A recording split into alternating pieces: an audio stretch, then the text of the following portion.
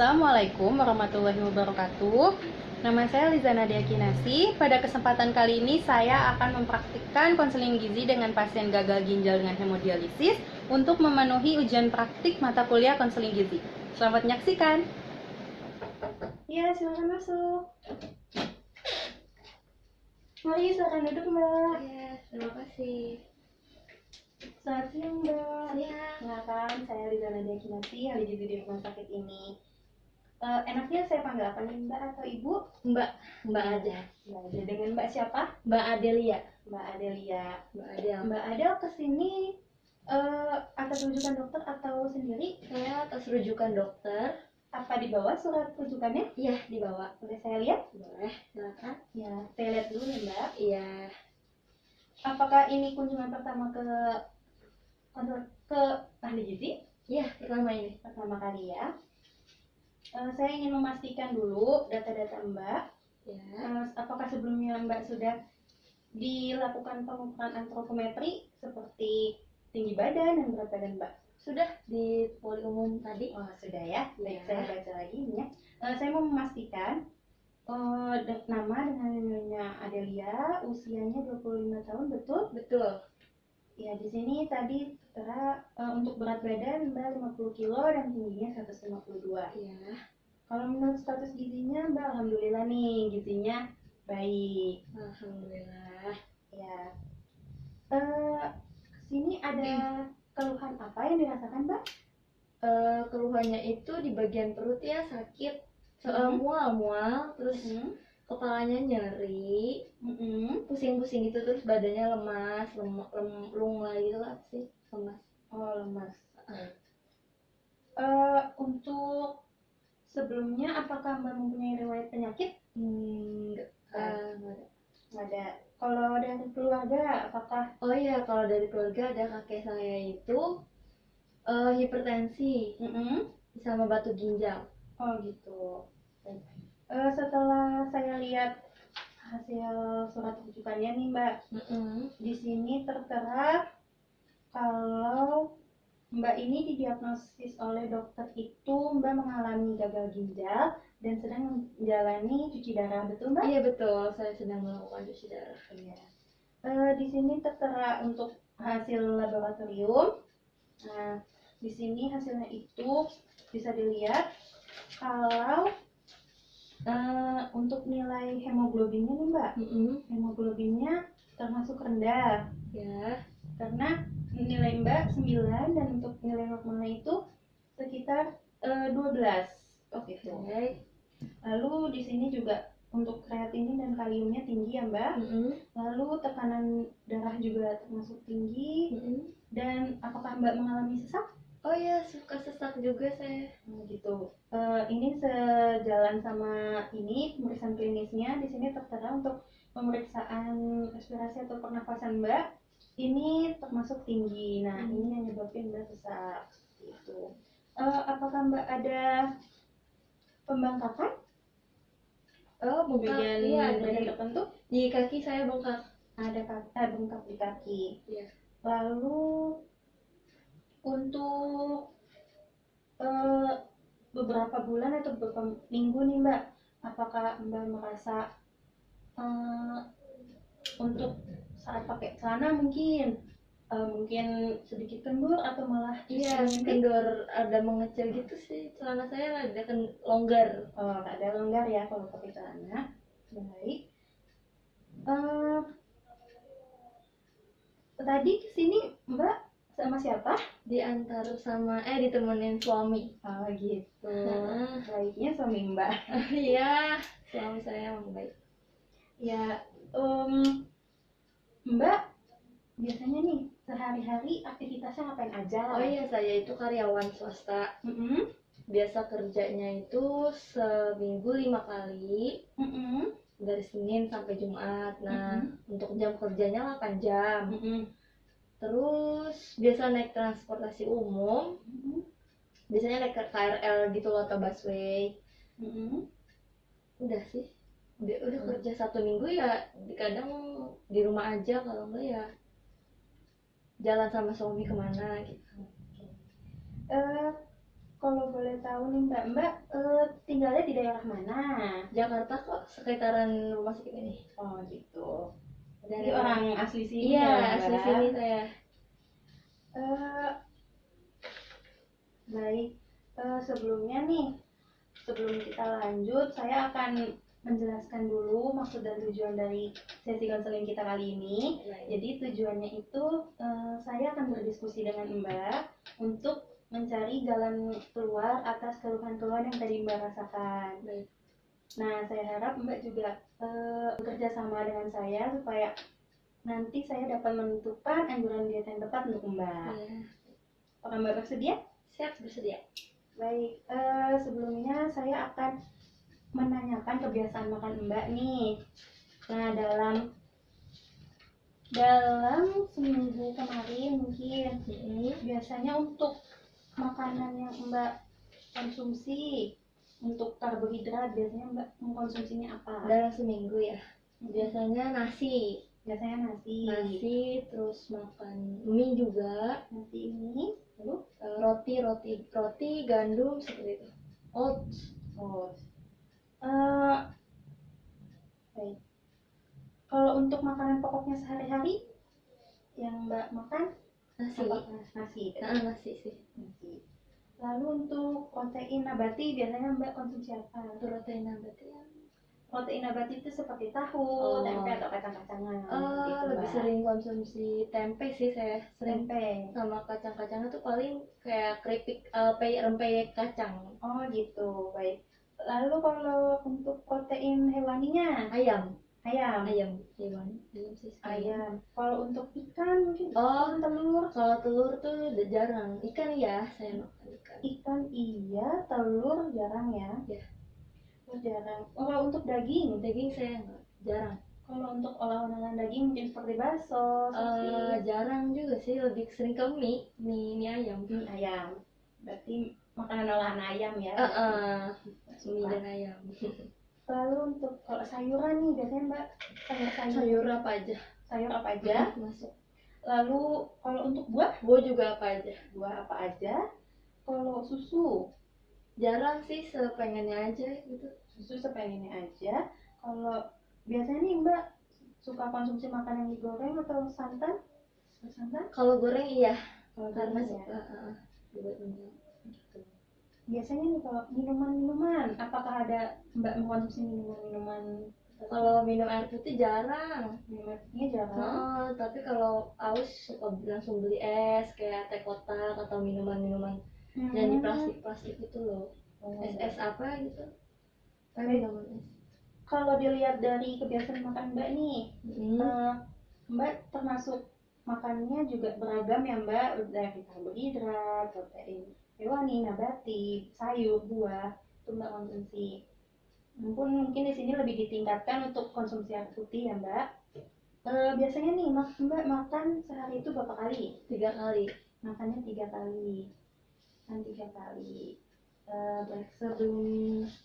Setelah itu saya akan menanyakan nih makanan apa saja yang Mbak konsumsi seharian kemarin. Saya akan membantu mengingat Mbak untuk selalu lupa dikit. Ya nanti akan saya bantu untuk mengingat. Mungkin Mbak bisa menceritakan dari pagi ngapain saja kegiatan saya. Iya, pagi bangun terus sholat subuh. Biasanya kan capek ya habis kerja, jadi nggak sempet masak atau bikin bekal buat suami atau sarapan di rumah tuh jarang. Biasanya langsung beli makanan di luar gitu loh, sekalian jalan ke kantor, jadi sarapannya di luar. Oh gitu. Kalau boleh tahu nih biasanya Mbak sarapannya jam berapa? Sarapan senemunya aja sih, kadang jam 7, kadang jam, karena saya masuk kerja tuh jam 8 kan.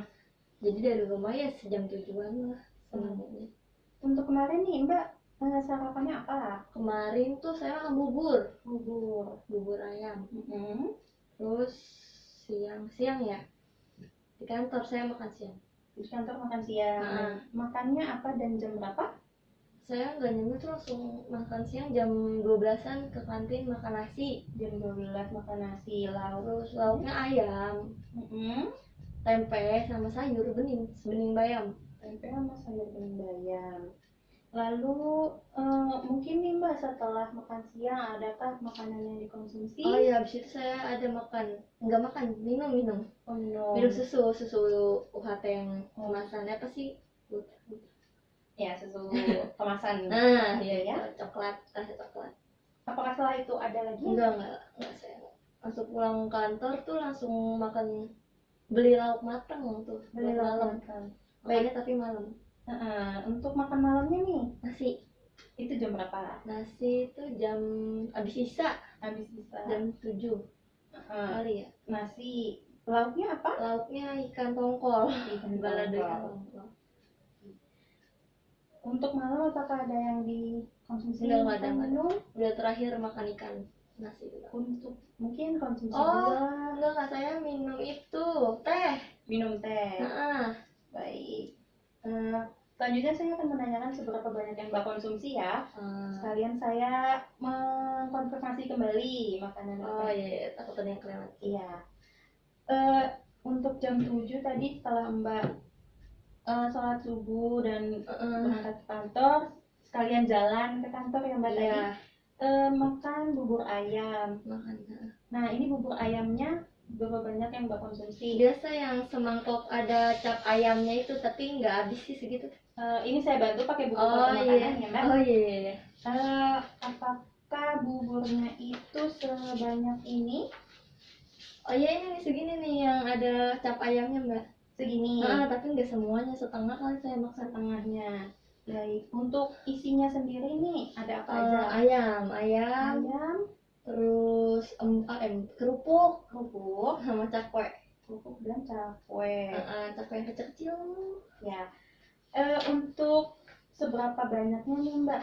Untuk mengira-ngira ayamnya itu seberapa banyak? Mungkin dilihat dari sendok ini berapa sendok? 2 kali, orang banyak yang nyuirin abang ya.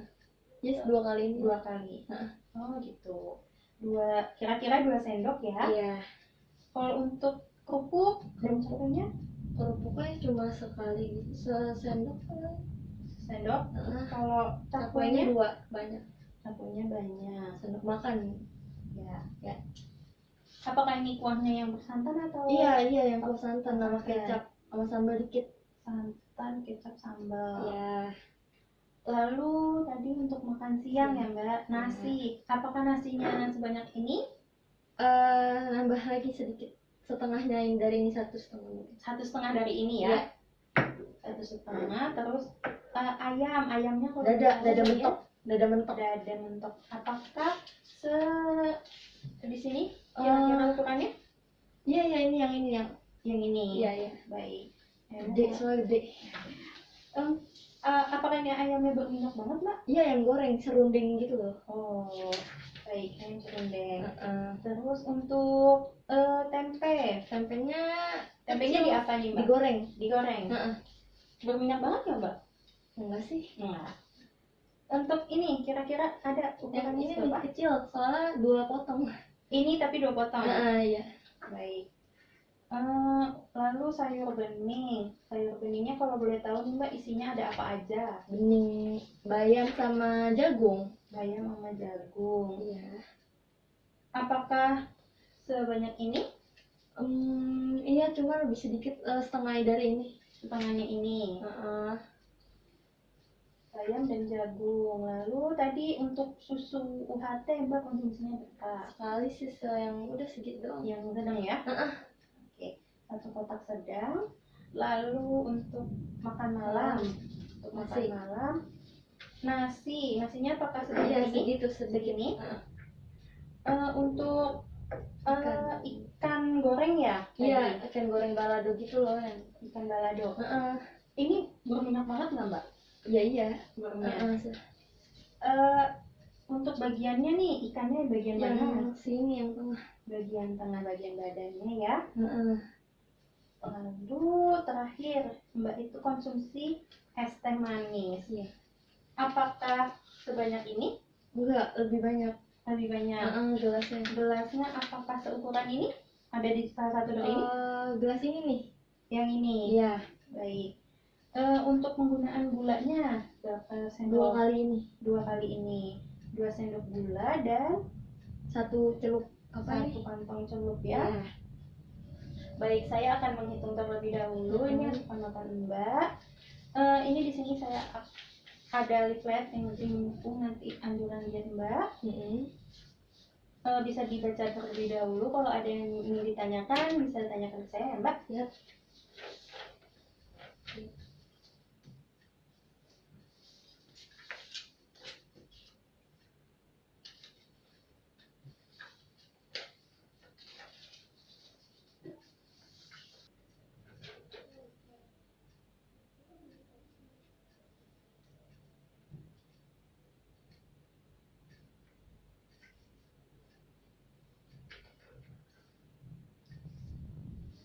Ini saya sudah selesai menghitung. Oh ya. Kalau menurut tadi asupan makanan Mbak kemarin, untuk kebutuhan energinya nih Mbak, untuk kebutuhan energinya Mbak masih terbilang rendah. Oh ya. Lalu untuk asupan proteinnya normal, untuk lemak tinggi. Ini karena tadi banyak makanan-makanan yang cara mengolahnya itu secara digoreng. Lalu karbohidratnya di sini juga termasuknya rendah. Sebelumnya saya juga ini juga Mbak udah baik, makan juga udah 3 kali dan sudah konsumsi sayur juga. Namun mungkin bisa ditambahkan konsumsi buahnya, dan tadi jarang mengkonsumsi air putih ya Mbak. Nah itu juga bisa ditingkatkan. Siap.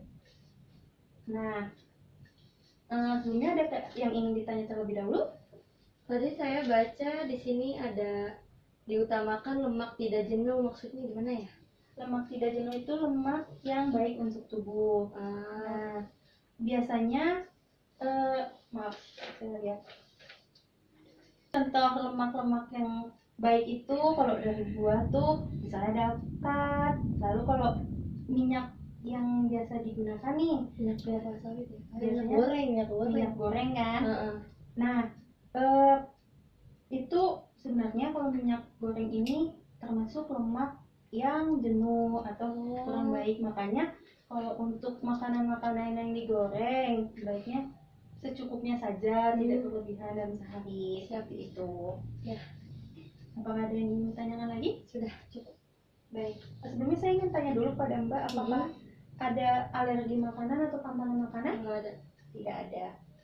Baik, kalau dilihat dari data laboratorium dan asupan makan Mbak nih, dan tadi diagnosis dari dokter juga, saya menganjurkan dietnya itu yaitu diet untuk pasien gagal ginjal yang sedang menjalani cuci darah atau diet dialisis. Apakah Mbak tahu gagal ginjal itu apa, terus dialisis itu apa? Baik, saya akan menjelaskan secara singkatnya saja ya. Untuk gagal ginjal ini biasanya terjadi karena adanya penurunan fungsi ginjal dalam tubuh. Nah, jika sudah berat fungsi dan ginjal dalam tubuh tidak berfungsi secara baik, maka dokter akan melakukan tindakan berupa dialisis atau cuci darah. Seperti itu.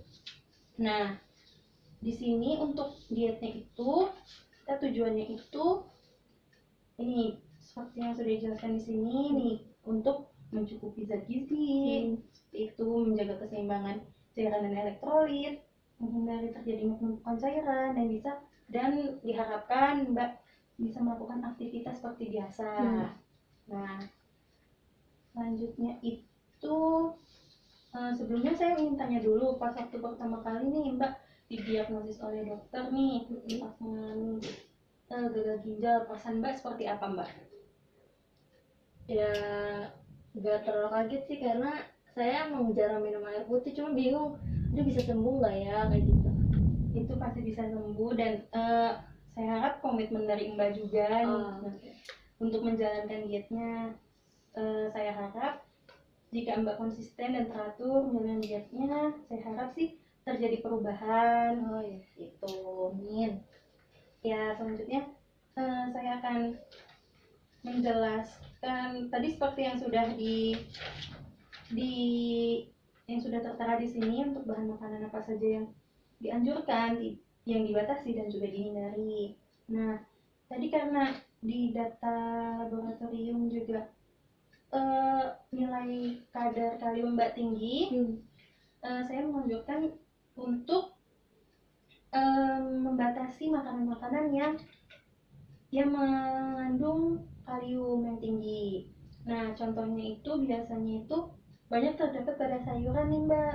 Tapi tenang aja, kita bisa mengatasinya dengan cara nih, kalau untuk sayuran tuh mungkin Mbak bisa dikupas atau dipotong terlebih dahulu, habis itu dicuci, terus direndam dengan air hangat selama 2 jam, terus airnya ini dibuang terus cuci kembali, jadi kayak bolak-balik mencuci 2 kali gitu ya? Iya, seperti itu, baru nanti dimasak. Oh iya. Nah, untuk cara masaknya itu juga hindari makanan-makanan yang bentuknya itu ditumis atau digoreng. Lalu kalau untuk makan nih, saya harap sih makannya teratur dan bisa makanannya mungkin porsinya kecil tapi sering gitu. Oh iya. Nah, seperti itu. Lalu di sini sampai sini ada yang ingin ditanyakan terlebih dahulu Mbak? Enggak, udah cukup jelas. Udah cukup jelas, baik. Ya.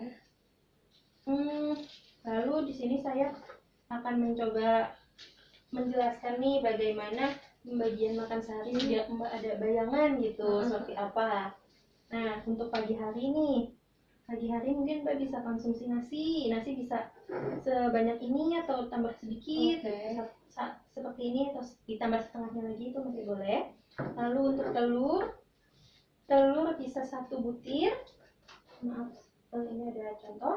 Oh ya. Telurnya ada 1 butir. Oke. Lalu di sini untuk sayur bisa apa saja, namun diperhatikan juga tadi untuk cara persiapannya. Oh iya, tadi tips. Lalu untuk penggunaan gula dan minyak juga sebatasnya, seperlunya, yaitu sebanyak 1 sendok makan. Oh iya. Lalu untuk selingan Mbak bisa mungkin ini ada di sini disarankannya susu bubuk, gula dan pepaya. Nah, ini Mbak bisa olah juga untuk membuat puding mungkin. Oh iya, bisa bisa. agar-agar seperti itu. Lalu untuk siang ada nasi lagi sama seperti tadi. Lalu daging itu bisa 1 potong, atau mungkin kalau ayam bisa seukuran yang segini, atau tadi mau telur 1 butir juga bisa 1. Terus untuk sayuran ini bisa 1 mangkuk. Lalu untuk buah bisa 1 potong. Ini untuk jeruk bisa 1 buah ini, atau mungkin mangga bisa 1 buah. Dan juga penggunaan minyak juga sebatasnya. Lalu untuk selingan juga Mbak bisa mengkonsumsi susu, atau ini bisa diolah menjadi mungkin jus, jus gitu. Lalu untuk makan malam sama seperti makan siang, bisa nasi, ayam, atau bisa ganti telur, tempe. Tempe juga 1 potong. Nggak boleh 2. Boleh, namun bisa 2. Namun sebaiknya itu dimakan secara teratur. 1 kali makan itu 1 kali tempe atau tahu saja. Gitu. Lalu untuk sayur juga masih sama, banyak 1 mangkuk. Pepaya atau buah lainnya 1 buah, dan juga minyaknya masih sebatasnya. Nah, di sini juga sudah tulis ada contoh-contoh menunya, seperti nasi, atau bisa diolah menjadi pepes. Terus ada tumis toge, tapi ini juga sebaiknya dikurangi. Lalu untuk selingannya ini bisa kue talam. Terus makan siangnya bisa nasi, ayam panggang, terus bisa tempe mendoan, seperti itu. Dan ini bisa dilihat sendiri di sini. Untuk selingan bisa dikreasikan juga oleh Mbak. Lalu apakah sampai sini ada yang ingin ditanyakan? Enggak, udah cukup jelas. Udah cukup jelas. Apakah Mbak sehari-hari menjalankan olahraga gitu? Oh iya, saya suka workout.